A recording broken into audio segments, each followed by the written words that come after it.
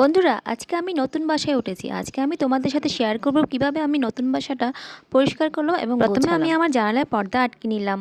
তারপর আমার পছন্দ সহিত কিছু ছবি আমি দেওয়ালে আটকে নিলাম। এরপর আমি খাটটাকে রেডি করব, না হলে আমি রেস্ট করতে পারবো না, তাই তাড়াতাড়ি আমি খাটটাকে রেডি করলাম। দেখো, এভাবে খাটটা আমি পেতে এরপর উপর ম্যাট্রেস বিছিয়ে দিলাম। হয়ে গেল আমার খাটটা রেডি। এই হলো আমার সুন্দর। দেখো কিভাবে বেডশিটটা আমি আটকে দিলাম এবং এই বেডশিটটা সবসময় টানটানই থাকবে।